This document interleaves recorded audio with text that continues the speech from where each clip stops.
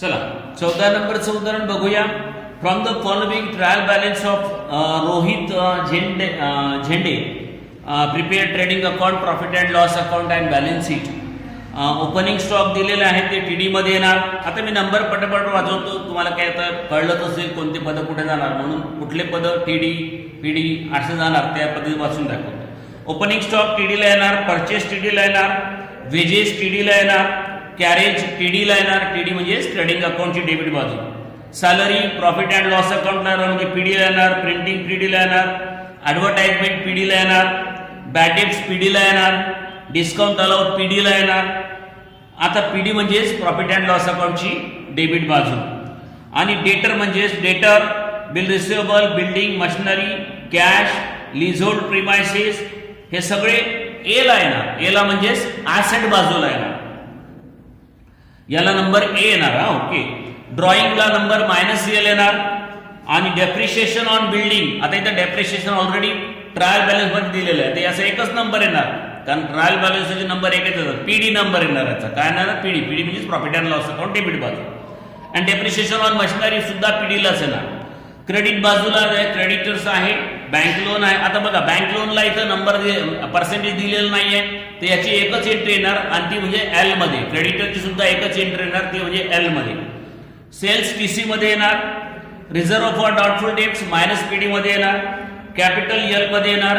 Commission PC मध्ये येणार आणि डिस्काउंट रिसिव्ड पीसी मध्ये येणार. ओके. त्याच्यानंतर क्लोजिंग स्टॉकचं बघा, दोन प्राइस दिलेले आहे. एक आहे 21,000 आणि दुसरा आहे 24,000. मी तुम्हाला अगोदरच सांगितलं, क्लोजिंग स्टॉकचं जेव्हा दोन प्राइस दिलेले असतात तेव्हा त्याचं जे छोटं मूल्य असते ते घ्यावं लागत असते. या ठिकाणी 21,000 हे लहान प्राइस आहे म्हणून ते घेणार आणि त्याचा नंबर येणार TCA. त्यानंतर outstanding expenses, salary plus PD L, plus PD म्हणजे पीडी मध्ये प्लस होणार आणि एल मध्ये येणार. Wedges plus TDL, not PD, त्याचं TD, कारण वेजेस TD मध्ये असतो ना, मग प्लस TDL म्हणजे ट्रेडिंगला जोडणार आणि एल मध्ये येणार.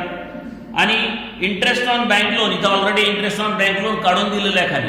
तर interest on bank loan PD आणि प्लस एल म्हणजे या बँक लोन मध्ये जोडल्या जाणार 30,000 मध्ये आणि प्रॉफिट अँड लॉस अकाउंट मध्ये येणार.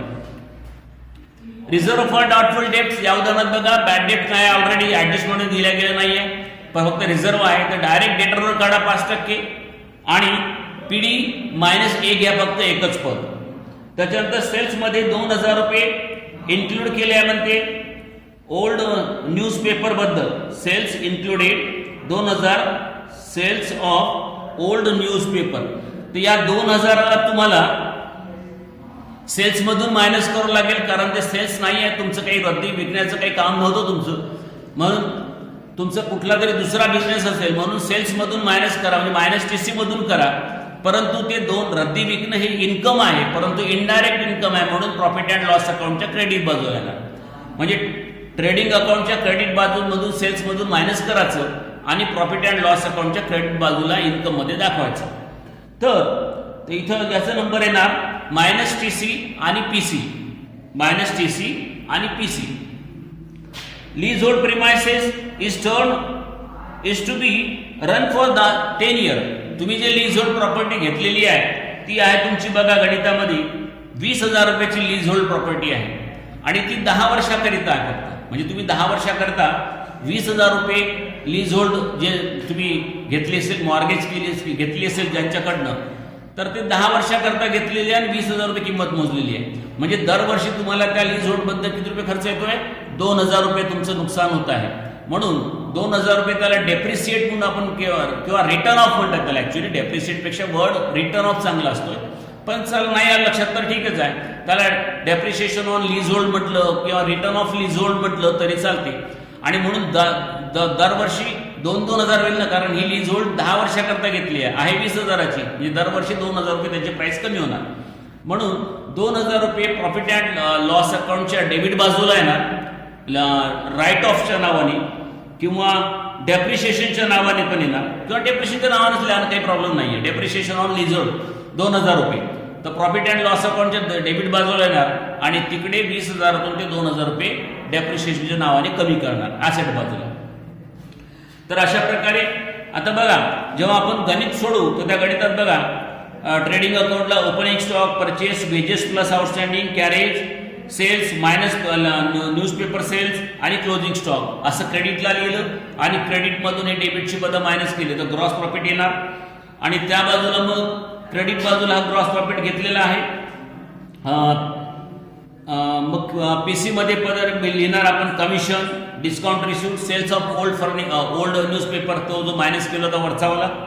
आणि त्यानंतर सॅलरीमध्ये outstanding, printing, advertisement, discount, RDD, न्यूवाली, बॅड डेट्स आणि ओल्ड आरडीडी मायनस करायची आहे 700 रुपये त्यात. आणि interest on bank loan, depreciation बघा हे तिन्ही. आणि मग इथं नेट प्रॉफिट येणार. त्या बाजूला बॅलन्स शीट घेतलेली आहे. बॅलन्स शीटमध्ये बघा कॅपिटलमध्ये नेट प्रॉफिट जोडलेला आहे, ड्रॉइंग मायनस केलेली आहे, क्रेडिटर, बँक लोनमध्ये 2000 रुपये जोडलेले आहे इंटरेस्टचे बघा, 30 आणि 2 32 झाले. आणि आउटस्टँडिंग लिहिलेलं आहे बाहेर. आणि इकडे ॲसेट बाजूला क्लोजिंग स्टॉक, डेटरमधून फक्त आरडीडी मायनस केलेली आहे. त्याचे बिल रिसिवेबल, बिल्डिंग, मशिनरी, लिझोल्डमधून डेप्रिशिएशन मायनस करून बाहेर घेणार 18,000 रुपये. अशा प्रकारे कॅश लिहायची आणि बेरीज करायची दोन्ही बाजूला सारखे. तर अशा प्रकारे तुम्हाला मी 14 किंवा 14 उदाहरण सांगितलेले आहेत. यानंतर आता इथे हा चॅप्टर संपवतो मी. याच्या बाजूला तुम्हाला मग नंतर मी आता एक 5-6 उदाहरणाची किंवा एक 7-8 उदाहरणाची फक्त क्लिक देणार, त्याचे नंबर टाकून देणार किंवा हे इथं मी 5-6 उदाहरण नंबर टाकून देणार आणि 1-2 उदाहरणं मग बिना नंबर टाकून देणार, जेणेकरून तुम्ही स्वतः टाकता आलं पाहिजे तुम्हाला नंबर आणि गणित सोडवता आलं पाहिजे. तर नंबर टाकून देऊन तुम्ही गणिताचे उत्तर सोडून बघा. Okay, thank you.